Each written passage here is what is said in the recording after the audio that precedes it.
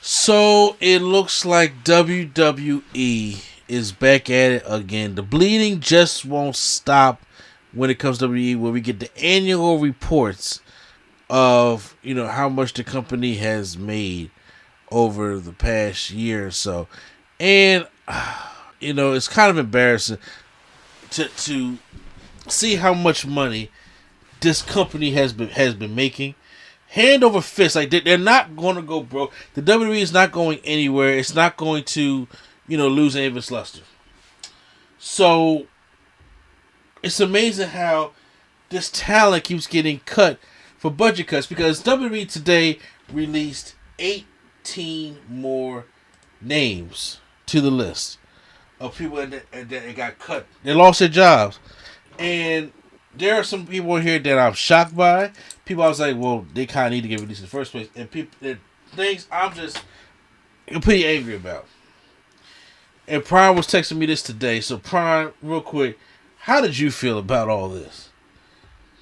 I mean, I know it's sad and all that, but I'm like, a lot of these people will land on their feet somewhere or another place. So, and it's sad, but it's also a new beginning. So I think everybody on that will kind of be fine, one way or another. I know this isn't important, but if I work for 2K, I just what, throw the whole game away. That's what Vince is trying to do, I guess. I'm about to say it ain't even work. I mean, because honestly, it's like, are we gonna complain about having a dated game or missing all these people? Because I'm not sitting here trying to play with Joe Gacy. Because I was like, the names on this list is throwing me. And we're gonna get to the two biggest ones real quick. And the biggest one of them all is Keith Lee. Mm-hmm. I'm mad at the fact that you had Keith Lee and y'all found a way to ruin him. Yep. Like, Triple H set the path up for Keith Lee so perfectly, all you had to do was keep driving straight. How the hell are you taking turns on roads that don't even exist? Sounds about right. Keith Lee was in, obviously, we see Keith Lee in the indie stuff like that, but if Triple H picked him up in there, I wasn't all for the whole greetings and salutations kind of promo style, but Keith Lee was the limitless Keith Lee. And he had that call up at Survivor Series, and he had a good exchange with Roman Reigns and fist bumped Roman Reigns, saying this is going to be the future for Keith Lee when he gets up to the main roster. Oh, that moment not good enough for you? What about the Royal Rumble when he squared up with Brock Lesnar? And Brock came out like, yo, that's a big dude. That's a big motherfucker right there. And he scored up with Brock to the point where like, yo, I can see a Keith Lee Brock Lesnar match down the road. Mm-hmm. The man is great at what he does, but then all of a sudden they he was a double champion. They gave him the North American and NXT Championship at Great American Bash from beating Adam Cole, which by the way is another person that's not there anymore. But no, what happened? This fucking company gotta put a stamp of approval on somebody that do not need it. As soon as he can, they put a tight ass shirt on him and a singlet which makes him look fatter. And they gave him like this Samoan Joe skirt at first. They didn't know what to do with him, and then he gets sick. And I mean sick to the point where Keith Lee almost died. And once again, it's hard to tell where Keith Lee got COVID, but I want to bet he got it at work, especially facing Drew McIntyre, who tested positive for it. Don't let me go to work and y'all don't have no restrictions for me, then I gotta catch COVID, almost die, and I lose my job. That don't make no sense. That don't make no sense at all. And they wanted to go out there and they changed Keith Lee to Bearcat Lee. First it was Keith Bearcat Lee. Then they turned just to this Bearcat Lee. And he's going there just destroying guys, but at what cost? And then would it lead him to nowhere to get returned? I'm pissed. If I'm pissed as a fan, but as him, I'll be pissed. I almost lost my life doing this shit for y'all, and most like caught y'all in your unsafe work environment. But then y'all fired me? Yo, get out of here. Sorry for dominating that prime. Your thoughts on obviously Keith Lee being released? Obviously, he's gonna land on his feet. It's very much obvious. So I mean, it's obvious, but it still hurts the WWE product. I mean, it just look. At this point, I don't. It's just hard to care of who gets signed anymore. Sometimes I know you want to say that's the big moment and all, but I don't think that's really like a place people will want to really go anymore. Because I know you like to say people like to have their big WrestleMania moment, but other than that, I can't really see why you would want to go there. And it's completely honest. You know what? I agree too.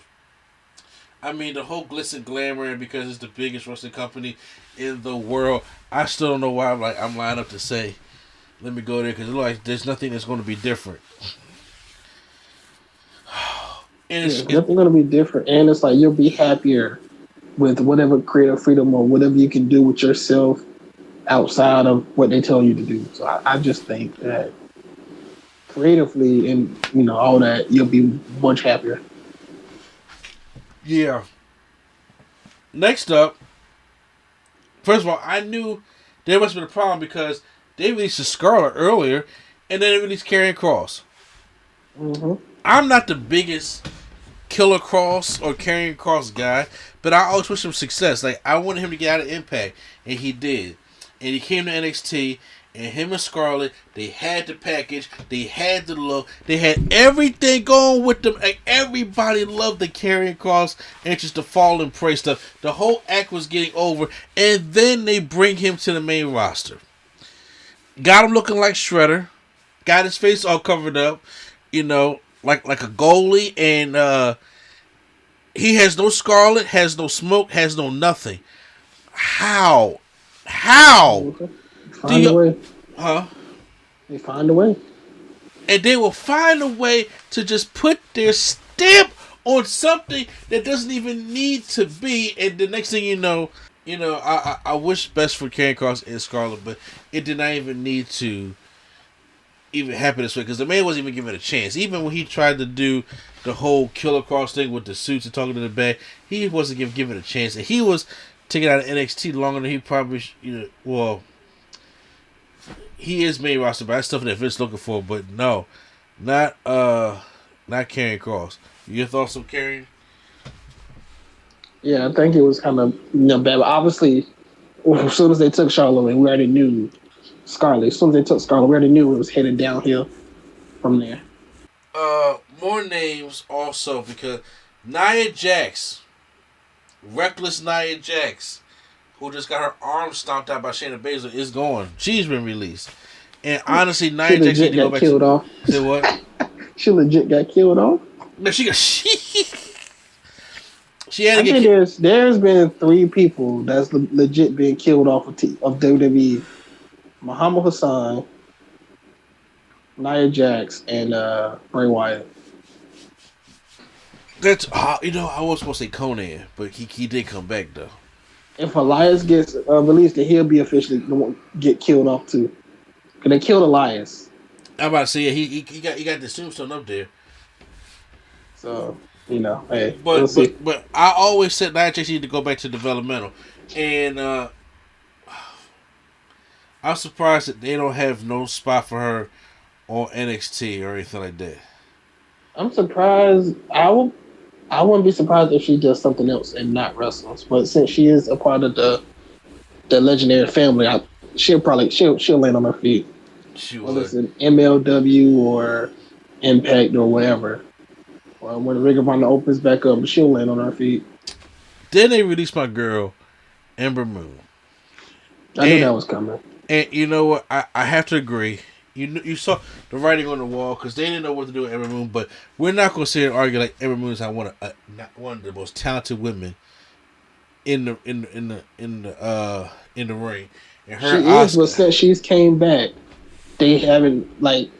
I don't want to say there's no reason for her to come back when she did, but like after she's came back, she's definitely not been the same, and they just haven't been treating her good at all. No, you're right though. She has not been the same. And you can say, oh, she's won the tag team belt, but I'm like, she won it with a makeshift person that they barely was a team, and then she didn't even get called up when the other person did, and they got called up as another team, and it's a weird situation. It is weird, but I'll tell you what's even more weird. B-Fab. Yeah, that's weird. She was just on Raw. B-Fab from Hit Row. What did I say? What did I say? I said, let me get all my Hit Row merch now. My wife heard me say that. Prime has heard me say that. I said, let me get all of my Hit Row merch now. And why do you think that is? I could have sworn there was going to be, not released, but like something bad that happened to Hit Row, of them not getting pushed or anything, but I did not see one of them get fired this early. 2 weeks into their run, already fired. Which is messed up. It's B-Fab couldn't wrestle at all. And I get that. That's why she had stayed down in developmental. That's why all Hero shit did it. Honestly, Swerve's the only one. And now Hero's gonna be like this trio faction without B-Fab, because she rapped and she helped out. Like, I liked her role in Hit Row.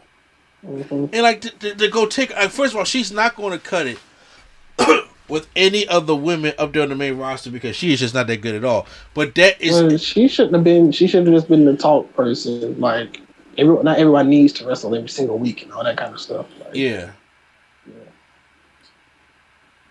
But she can, try to find, work in that also. But my God, that kind of stuff like that bothers me, especially when you just brought them up, you try to bring them up, and now all that shit that Top Dollar been talking about on Twitter with everybody, I'm like, this shit about to be coming real in the first place. It really looks like, we may see the last, there may be no Hit Row in 6 months. Maybe not. Maybe it'll just be Swerve. Shit. Which I wouldn't be mad at, but still people losing their job. I don't want that. So also among these releases, Mia Yim. Knew that was coming. I knew it was coming. I mean, all the things she did. Turned down a woman to help her man out because he had COVID. Catch COVID herself. And y'all, how do y'all not have anything to do for Mia Yim? But yeah, y'all had her convulsing all that bullshit here. I don't know why WWE does not care about people. Like, you be trying to be like, oh, they care about trying to look good for PR. They don't care. They'll fire you. I mean, they do care about looking good for PR. Not all the time. I mean, because them, fire employees are not going to interrupt their PR too much. Like, but them hiring employees or wrestlers because of them being a woman or black or gay, like that right there, they don't want that headache at all. They're just releasing these wrestlers, doesn't matter to them. But not me. Grand Metal League, Lindsay and Ronald, so Lucha House Party got their papers. Yeah, they asked for it. Yeah, they got their freedom papers. What's it? Jet Rayma? Jeet. Excuse me. I only know Jeet because he was on the live events, and that's I only seen him wrestle at the live events. I never seen him on TV or anything. Oh, okay. What's this? Katrina Cortez, Trey Baxter. She just was on NXT last week. Oh goodness, yeah. Trey Baxter. Is it? I think Trey was just on NXT too. He was the one where his girlfriend come up to him and say "good match." Oh, that's right, because she got released too. Did she? Isn't that Zaya Raymer? No. Oh, okay, because I forgot what her name. I thought she got Jessica May is gone. Only Lorcan. Okay. Frankie is weird because he just got signed again. Yeah, exactly. So he got 90 days, and then Frankie Monet, which has been one of the most tragic signings that they ever did because they barely use this woman at all. Mm-hmm. Barely showcase her skill or what she can do. I think she's had like 6 matches in all. All the stuff that she could have been good at. Her and Morrison could have probably had something special out here, but Which tells me he might be soon. exactly like I said, we don't know what tomorrow's going to bring. We don't know if more superstars going to get the axe, but then right now those are the ones that came out for the list tonight. Those 18 names. I can tell you. Sorry. No. Go ahead. What you gonna say? I was gonna say a lot of these people were going to land on their feet, whether it's any whatever company or whatever. Yeah, I mean they're gonna land on their feet, but everybody's gonna expect them to pay like Ring of Honor, I'm Ring of Honor, AEW. I'm like everybody cannot go to AEW. No, everybody can't, but I think they choose the best. That's all I'm saying. Is they choose the best. They don't just sign people just to sign them. Like WWE was hoarding talent. AEW is going to sign people that they think is going to help their roster. So I can see a couple names from here and a couple names that's going to be coming up in the next few months. But other than that, I can see Impact getting stronger somehow, some way. They got money to pay. Ring of Honor, if they get back in time, they can be in the running. So stuff like that. Especially some people got 60 days, some people got 90 days, some people got 30 days, right? So yeah. The most of 30 days is like when you work in NXT, right? You get the 30-day non-compete clause, and then the main roster is a 90-day one, right? Yeah, so Scarlett got 30 and Karrion Kross got 90. Ooh. Yeah, like all the NXT people got 30. But I mean, I can clearly see like Taya, Ember Moon going to and Medium going to AEW because those things will definitely help out the women's division very much. Yeah. And then of course Keith Lee and a few others. But yeah, I think all of them will pretty much land on their feet. AAA is a choice as well. New Japan is a choice as well. So yeah, I think they'll be good.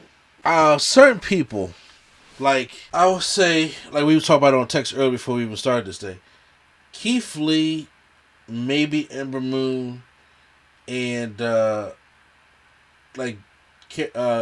scream AEW to me. Like if I'm Tony Khan and Keith Lee is on the table, I'm doing anything in my power to get Keith Lee. Yeah, I could turn him into a megastar, and Ember Moon will bring some good depth to your women's division. See what?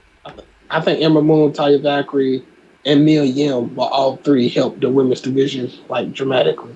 Frankie Monet, she may go back to Impact, depending on what her relationship with Impact was like. But I don't know. She might, but I'm about to say I don't know if it was that good or not. To be honest, I think it was good. You said it was or wasn't? I think it was. Okay. I don't think she has no bad blood or anything.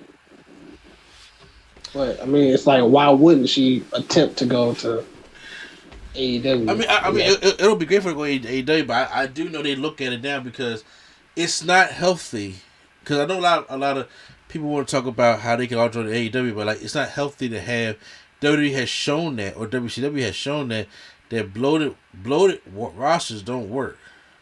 I'm not talking about everybody signing it, but especially for the women, they need people like Taya Valkyrie, Mia Yim, and Ember Moon. Those three will work. Like they have a lot of Joshi people and they have a lot of newer people that they trying to train themselves. And I'm just saying one of those three, or even all three, will help the division a lot. Because who's Britt Baker gonna face other than Thunder Rosa? Nobody knows because they haven't really built that back. Anybody up other than Thunder Rosa and Jade Cargill. So it's like, we need more women. Well, I'm hoping that we don't have to hear. I hope that the bleed has stopped and we don't have to hear any more of these names. Obviously, if there is more names, we'll definitely add to the podcast on Saturday, something like that. But this is something that me and Pryor had to get out and address to you because I couldn't just let this go. I couldn't just let this shit go at all. And I was like, oh, because there's so many names in here that I'm just so surprised about. And you didn't even give people a chance. Like I said, I'm not. Karrion Kross and Frankie Monet never got a chance. B-Fab never got even a chance to get better. You know, I don't think I'm surprised by any of these anymore. You know, but see, that's us getting numb to it. That's not a good sign at all. Yeah, but I'm like, even if it's surprising me, I have faith that all these people, like, there is some people where they get fired. I'm kind of like, dang, that might be tough. But everybody that they're releasing, it's like, nah, I think everybody that they're releasing could be great anywhere else. So that's why I'm kind of just like, okay, they'll be all right. But that's probably just my thinking, wishful thinking, that everybody will be all right when they leave. Yeah, I mean, that's what you got to hope for, but the truth is, everybody may not be alright. Like, I don't think Nia Jax need to go back into the wrestling business. Just be like, fuck it. She's not she's not no AEW. She may be an Impact, but she ain't no New Japan. She ain't none of that stuff. Well, nah, but just because she got the family name, they might try to be like, oh, she's so and so. So they might try to make her, but we'll see. Oh, okay. Where she goes. If she goes anywhere. All right, guys, we about to wrap this up. I'll probably put this part of the podcast, but I definitely know if I don't, we definitely gonna be talking about this more this week, especially along with John Moxley's rehab and a lot of things to talk about. So we're gonna make sure we stay tuned for that. But in the meantime, we about to get up out of here, man. Once again, this is NCFH Tom Thomas saying D and not Deion Sanders with Prime Time. All right, y'all. All right, and Nerd Coalition is out.